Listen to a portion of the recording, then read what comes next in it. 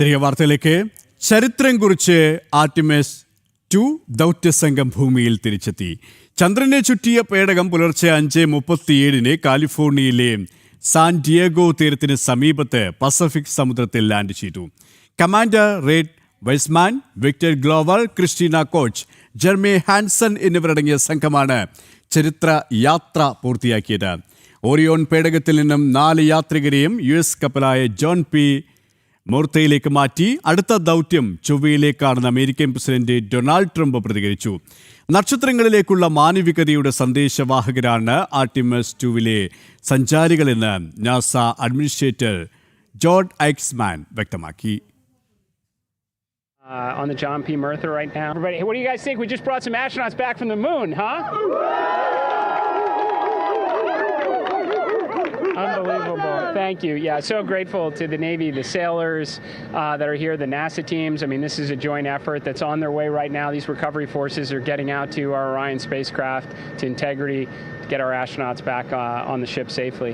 Well, I'll tell you, I think about the crew members that we've all had an opportunity to observe over the last 10 days, right? I mean, they're absolutely professional astronauts. I mean, wonderful communicators, almost poets. But then I think these were the ambassadors from humanity to the stars that we sent out there right now. And I can't imagine a better crew than the Artemis 2 crew.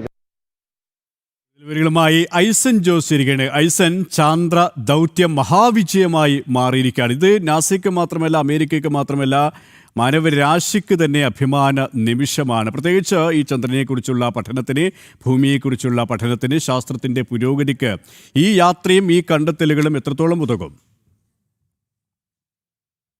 ഏറ്റവും വലിയൊരു നേട്ടമാണ് ഇപ്പോൾ മനുഷ്യരാശി കൈവരിച്ചിരിക്കുന്നത് എന്ന വാക്കുകളാണ് നേരത്തെ നമ്മൾ സൂചിപ്പിച്ചതുപോലെ ട്രംപിന്റെ പ്രതികരണത്തിൽ നിന്നുണ്ടായത് സ്വാഭാവികമാണ്. അതുപോലെ തന്നെ ജേഡ് ഐസക്മാന്റെ ഭാഗത്തു നിന്ന്, നാസ അഡ്മിനിസ്ട്രേറ്ററുടെ ഭാഗത്തു നിന്നുണ്ടായത് ഏറ്റവും സുപ്രധാനമായ ഒരു പ്രതികരണമാണ്, അല്ലെങ്കിൽ ഏറ്റവും മനോഹരവും സർഗാത്മകവുമായ ഒരു പ്രതികരണമാണ്. അതായത് നക്ഷത്രങ്ങളിലേക്കുള്ള മാനവികതയുടെ സന്ദേശവാഹകരാണ് ഈ തിരിച്ചെത്തിയ ബഹിരാകാശ യാത്രികർ എന്ന ഏറ്റവും നിർണായകമായ ഒരു വാക്കുകളിൽ അടങ്ങിയിട്ടുണ്ട്. മാനവികതയ്ക്ക് വേണ്ടി, മനുഷ്യന് വേണ്ടി വലിയ സ്വപ്നങ്ങൾ കാണുന്ന ശാസ്ത്ര ലോകത്തിന്റെ വലിയ സങ്കല്പങ്ങളെ കുറിച്ചുള്ള ഒരു മറുപടിയാണ് അദ്ദേഹത്തിന്റെ വാക്കുകളിൽ നിഴലിക്കുന്നത്.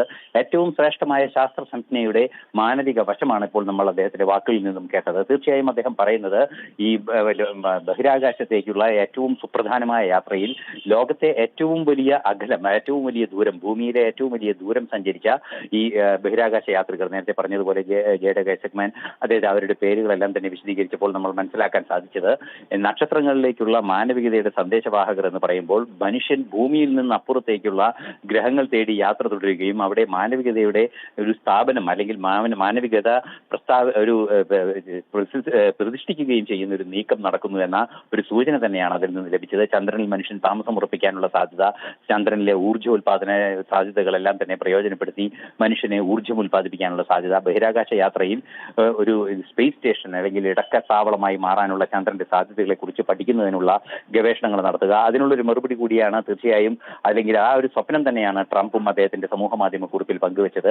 ഇനി അടുത്ത ദൗത്യം ചൊവ്വ എന്ന് അദ്ദേഹം പറയുമ്പോൾ ഒരു പരിധിവരെ ഇതൊരു ബഹിരാകാശ യാത്രയ്ക്കുള്ള ഒരു ഇടത്താവളമായി ചന്ദ്രനെ മാറ്റാനുള്ള നീക്കങ്ങളുടെ ഭാഗമാണ്. അത്തരത്തിലുള്ള വിശാലമായ കാഴ്ചപ്പാടുകളുടെ ഒരു കൃത്യമായ ഒരു ശാസ്ത്ര ചിന്തയാണ് ഇതിന് പിന്നിലുള്ളത് എന്നത് യാഥാർത്ഥ്യം തന്നെയാണ്. നേരത്തെ സുരേഷ് സൂചിപ്പിച്ചതുപോലെ ഇന്ന് രാവിലെ ഇന്ത്യൻ സമയം 5:37 കൂടിയാണ് ഈ ഓറിയോൺ പേടകം, ബഹിരാകാശ യാത്രികർ സഞ്ചരിച്ച ഓറിയോൺ പേടകം ഭൂമിയിലെത്തിയത്.